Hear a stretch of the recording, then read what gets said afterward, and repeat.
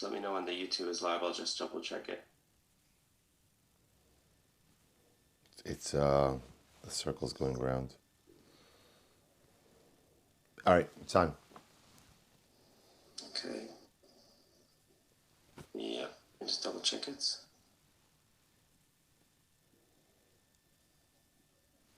Yeah, looks great.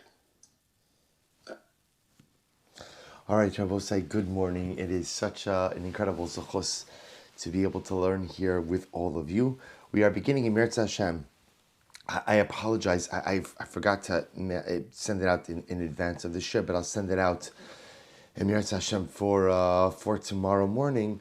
We're beginning Perek Chaf Beis in Mesillas Yesharim, chapter 22, Mesillas Yesharim. And today we are beginning a brand new midah, the midah of Anava, the midah of humility. So the Ramchal writes as follows. He says, "Hine kvar be'arnu lemalo mignus hagaiva."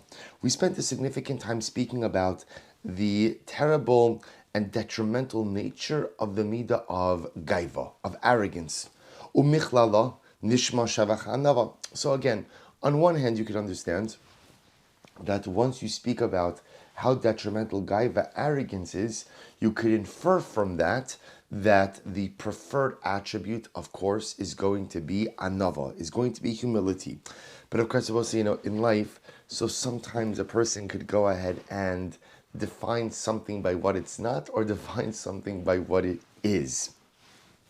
So we spoke about the detrimental nature of gaiva, of arrogance. Obviously, through that, you could understand and appreciate how important and how great Anava, humility is. But that's not enough. We also have to define the midah of humility in a positive sense.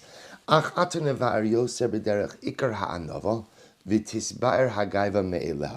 we're going to go a little bit more in depth into defining the actual attribute of Anava, of humility, and through that we'll also come to a greater appreciation, understanding in terms of what gaiva actually is as well. So what Ramchal just says like this: we focused on what gaiva was, and through gaiva you can understand what anava, what humility is. Now we're going to go a bit more in depth into anava, humility, and through that we'll also gain a bit more perspective in terms of what gaiva is as well. He goes on, he says, Hine, klal ha'anava, in general, bigadol, what is anava, what is humility?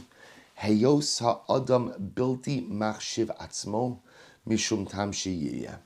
Anava means that a person goes ahead and literally, now you have to be very careful with this, he doesn't hold of himself, meaning he doesn't think so highly of himself because of a variety of reasons. Now, I want to give a very important preface to this.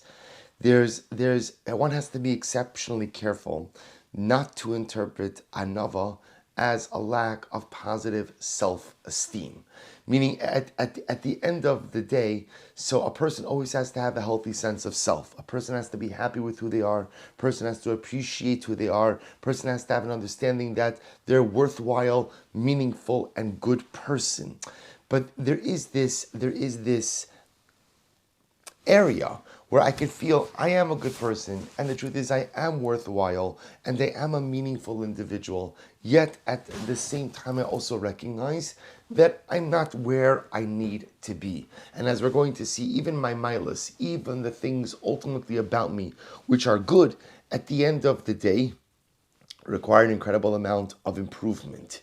He goes on, he says, Vizeh Hethach HaGaiva Mamish. Mamish, what's gaiva? What's arrogance? So arrogance is when a person thinks that they're the center of the world, right? Arrogance is when a person thinks that at the end of the day, they are the be-all and end-all of everything. So the opposite of gaiva is where a person realizes, I may have milas, I definitely have positive and redeeming traits, but at the end of the day, I am still deficient and lacking in so many areas.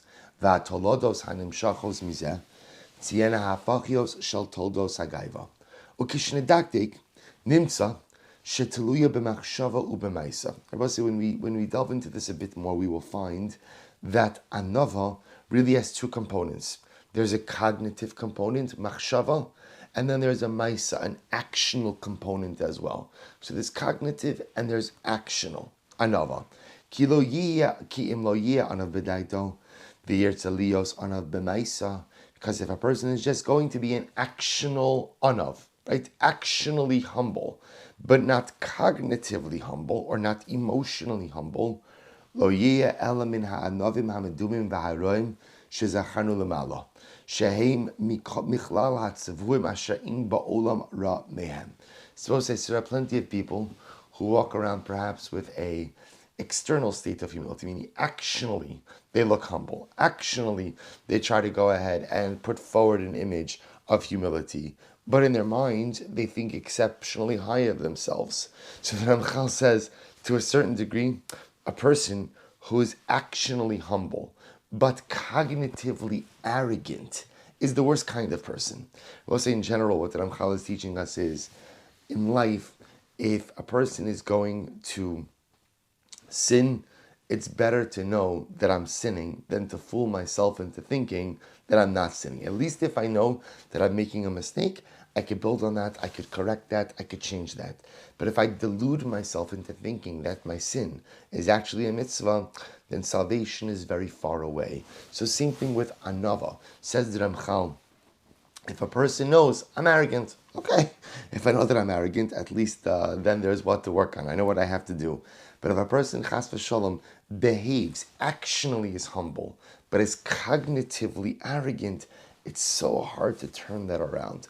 Therefore, says Ramchal, univar ata hachalokim ha'ila. So let's now go ahead and begin to discuss a bit more in depth the midah of Anava.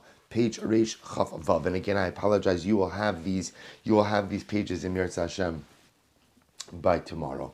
Anava b'machshavi. So we'll say, so what is what we'll call cognitive humility?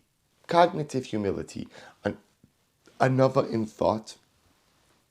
Sheyisbonin ha'adam v'yis ames etzlo.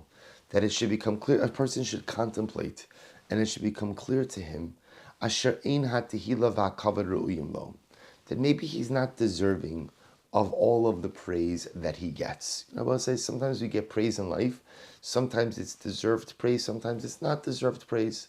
So sometimes in life it's exceptionally important to realize that even the praise that I get, it's not fully deserved. It's not fully deserved. And to identify for myself, because otherwise I will say praise is very intoxicating. So when the praise comes my way, so at first I say, no, not me. Then I say, okay, it is me. And then I say, you know what, actually I deserve a little bit more. So says the Ramchal, it's important that when a person gets praised, to be able to say, you know what, thank you, but in his mind to think, I'm probably not worthy of all of his praise. Kol shekain, haisnase ashar b'nei mino. We'll say, all the more so that what? All the more so that a person should never chas v'shalom think that he has a right to lord over other people. So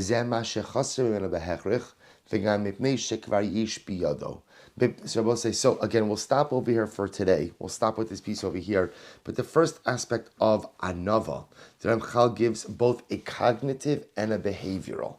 The cognitive piece is that when praise comes my way, to say thank you, to appreciate, to use it to build a healthy sense of self, but then also to be able to say to myself, you know what, I'm not, thank you, but I'm not fully deserving of this praise. I'm not fully deserving of what it is that's being said about me, and I'm not going to let it go to my head.